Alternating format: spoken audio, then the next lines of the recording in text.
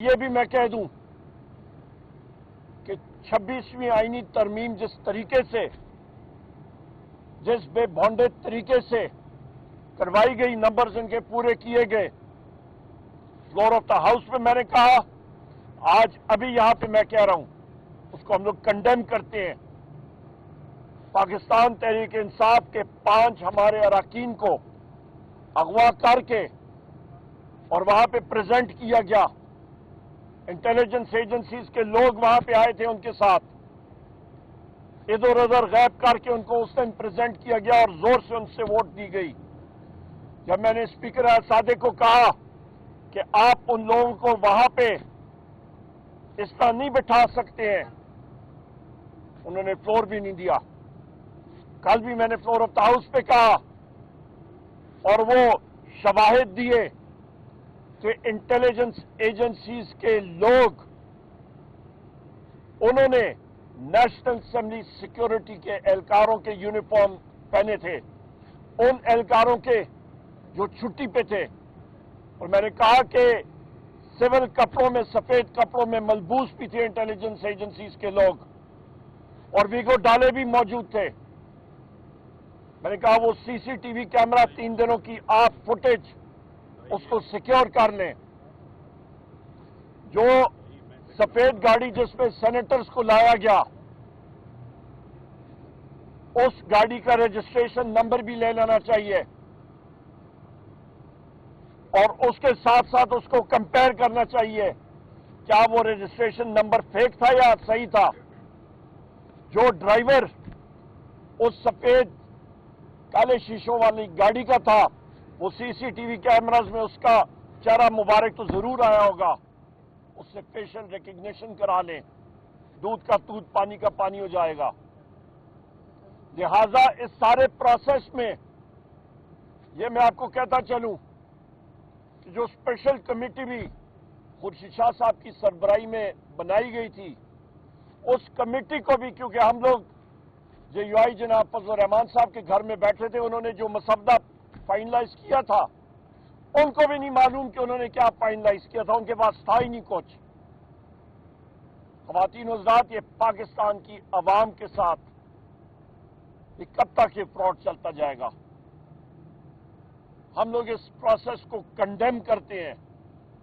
جس طریقے سے یہ آئین سازی ہوئی اس کو کنڈیم کرتے ہیں، جس طریقے سے لوگوں کو دھونس دھاندلی اور جبر کے ذریعے خاندانوں کے خاندان جو ہیں ان پہ پریشر ڈالا گیا، خواتین کو اٹھایا گیا،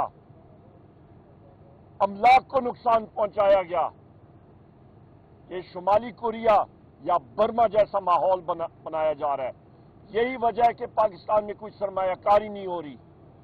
رول آف لا جس ملک میں نہ ہو خواتین و حضرات، وہاں پہ کوئی سرمایہ کاری بھی نہیں ہوتی۔ مہنگائی دیکھ لیں، ملک میں کاروبار ٹھپ، بے روزگاری زیادہ ہو رہی ہے۔ یہی وجہ ہے کہ جس وقت بش کا بی بی صاحبہ کا نہ روزگار ایشو ہو رہا ہے، نہ مچل کے ایشو ہو رہے ہیں، اور غیر قانونی طور پہ انہیں جیل میں رکھا ہوا ہے، وزیر اعظم عمران خان صاحب کو غیر قانونی طور پہ جیل میں رکھا ہوا ہے،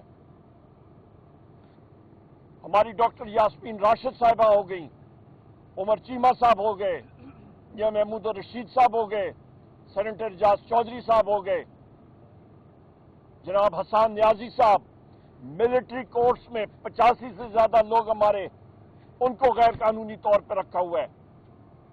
1600 ہمارے لوگ 4 اکتوبر کے دن جو پکڑے ہوئے تھے، ان کو غیر قانونی طور پہ رکھا ہوا ہے۔ اس چیز کو ہم لوگ کنڈیم کرتے ہیں۔ خواتین و حضرات، پاکستان اس وقت ترقی کرے گا جس وقت آئین اور قانون کی بالادستی ہوگی۔ انشاءاللہ تعالی ہماری آئینی اور قانونی جنگ پاکستان میں آئین اور قانون کی بالادستی کے لیے جاری رہے گی۔ بہت شکریہ۔ یہ بتائیے گا کہ بی بی کے متعلقے جو ہے وہ جمع ہوئے ہیں یا نہیں، ایک چیز تو یہ، دوسرا یہ بتا دیں کہ نئے چیف جسٹس آف پاکستان کی تعیناتی ہو گئی ہے، اب 26-25 تاریخ کو جو ہے حلف لیں گے، آپ اپنی جو مخصوص نشستیں ہیں وہ کہاں کھڑی ہیں، وہ کہاں ملنے جا رہی ہیں آپ کو یا نہیں؟ جناب सजाद चौधरी साहब, बहुत अच्छा सवाल है आपका।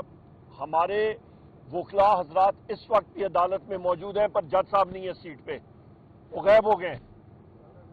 और जो दूसरे जज साहब ने हैं वो भी गायब हुए हैं। ट्रायल जज भी गायब है और FIA के जज, दोनों जज साहबान नहीं है। और जो ड्यूटी जज हैं वो भी नहीं है। तो लिहाजा यही तो मैं यहाँ पे बता रहा हूँ सारे साथियों को और पाकिस्तान की अवाम को कि पाकिस्तान में आइन और कानून नहीं है कि जज साहबान को गायब किया जाता है। उनको कहा जाता है कि जी जैसे ही इस्लामाबाद हाई कोर्ट का फैसला आया तो आप गायब हो जाए। यही मसला है। और दूसरी चीज, आपने CJ साहब की बात की है, तो इंशाअल्लाह ताला हमारा रिजर्व सीट्स का जो केस है उसको हम लोग परसू करेंगे। हमारा पाकिस्तान तहरीक इंसाफ का वो हक बनता है। और जो CJ काजी फायज ईसा साहब ने बात, मतलब उन्होंने जो कल का डिसीजन किया था, मैंने कल भी एक TV प्रोग्राम पे कहा था, तवक्को यही थी जाते जाते जरूर कोई गंद करेंगे, पर अभी उनका टाइम हुआ चाहता है कि वो घर में बैठ के कॉफी और डोनट्स खाएं। उमर अयूब साहब, आपके जो शिकवात है जिनमें आपने इजहार किया वो दुरुस्त है, लेकिन अगर ये रोजगार कल जारी हो जाती है तो फिर आप जो आज बातें कर रहे हैं इनके हवाले से क्या कहें? मैंने आज की जो बात कही है उस पर मैं कायम हूं, कायम रहूंगा। मैं कभी भी कोई बात नहीं करता जिस पर मैं कायम नहीं होता। अल्हम्दुलिल्लाह मैं 25 साल से सियासत में हूं और मैंने पहले ही बता दी है कि इंटेलिजेंस एजेंसीज का रोल पार्लियामेंट के अंदर वो बदबूदार है, पार्लियामेंट के बाहर भी गलत है, और ये सारा जो ऑर्केस्ट्रेट हो रहा है ये पाकिस्तान की इकाइयों को कमजोर कर रहा है। सर ये बताइएगा कि जैसे कि अमीन गंडापुर ने कहा कि अगर नई चीफ जस्टिस अगर आते हैं तो बाकायदा आप लोग एहतजाज करेंगे, मुल्क ब्लॉक करेंगे। हमारा एहतजाज आइन और कानून की बालादस्ती के ऊपर है। हमारा एहतजाज जिस तरीके से ये 26वीं आईनी तरमीम आई है और इस पे जो शिकें आई हैं उसके ऊपर हमारा एहतजाज होगा। बहुत शुक्रिया। ये बताइएगा उमर अयूब साहब, ये बताइएगा कि नए चीफ जस्टिस अब तैनात हो गए हैं, नोटिफिकेशन भी हो गया है, आपने भरपूर जंग लड़ी की, ये तरमीम ना हो, लेकिन वो अब हो चुकी है। नए चीफ जस्टिस के सामने आप अपने केसेस लेके जाएंगे, उन पर एतमाद का इजहार कर रहे हैं आप कि नहीं कर रहे हैं? देखिए जी, एक जुडिशल प्रोसेस है, हम लोग जज हैं, वो हम लोग अपने जुडिशरी को रिस्पेक्ट देते होते हैं और हम लोग जाएंगे। जो भी जज साहबान होंगे उसकी कुर्सी के सामने तो आपने खड़ा होना है केस लेने के लिए। और यहाँ पे इसी अडियाला जेल में आपकी अलीमा साहिबा